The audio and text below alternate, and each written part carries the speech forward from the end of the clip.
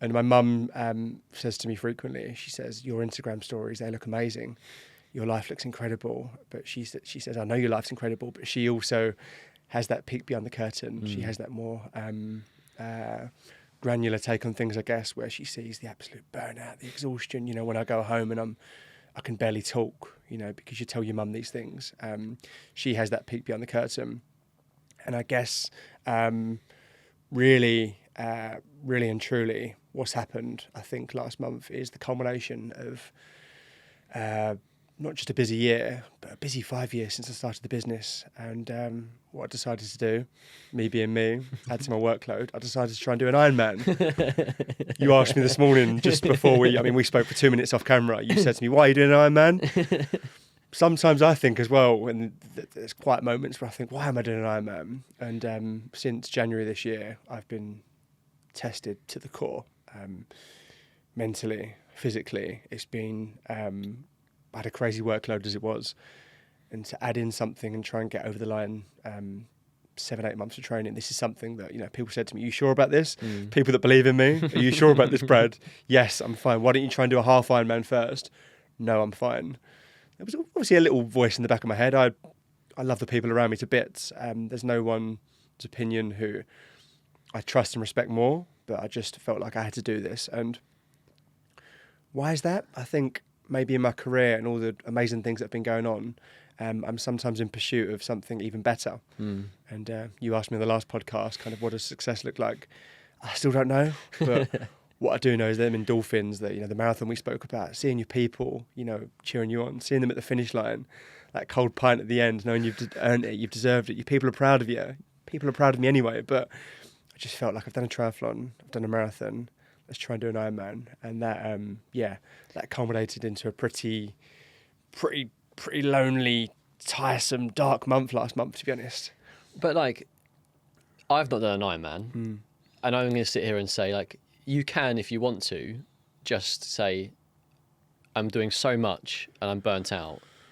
Maybe let's park it for next year. But that's not how my brain works either. If I've said I'm going to do something, I do it, and I'm probably at the same time I'm trying to add in more and more things. And going back to what you said there, I don't know why. I don't know what I'm in pursuit of. And I think this is the reason why this is called Ambitious Minds. I think it's all about this, what motivates us to keep going and doing all these things. But do you know what it is with you? Why is it that you don't say, do you know what, Brad, enough's enough. I'm going to park the Ironman for now. I'm going to continue doing my job, and maybe I'll actually try the half Ironman first. What is it that stops you from doing that? It's a good question, and I think what I'm about to say is something I've probably never voiced before. But if you go back to when I was in banking, 2017, I went on a year trip to South America, and it was phenomenal. And it was all the more special because I thought that was my only chance to do that. I thought, I'm stuck in this banking job. This was before I even picked up a camera. To me, this was the 1 year off, and I was so grateful to my corporate boss. Thank you so much for letting me have a year off. Thank you, and then just thanks for letting me rot for the next 20 years, because that's how it felt. But thank you for this year. It was phenomenal. And I think, 2017, going back, so I would have been, maths isn't too good, 24? 23, 24.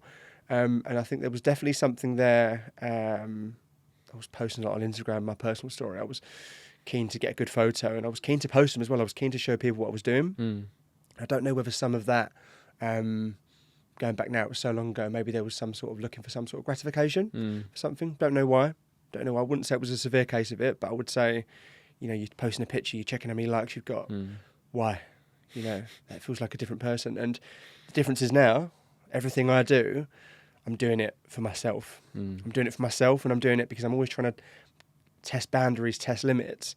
I heard something on, Chris Eubank said something on a podcast. He said something when he's training for something, when he's on the treadmill, and the last 20 minutes, they might hurt. But if he can't complete those last 20 minutes, that's going to come over into that next training session. And he knows that. No one else cares, but he knows that in the head. So for me, the tunnel vision I've got now I've come out of this spell with the burnout, I have to do this. I have to. I feel like when I'm training for something like this, it becomes my destiny, if you want. And if I don't do it, people give you a little pat on the back. They'll be like, it's a shame you can do it. But then after that, no one really gives a fuck. Yeah. It's just me that's then got to shoulder that. So I have to. That's the answer.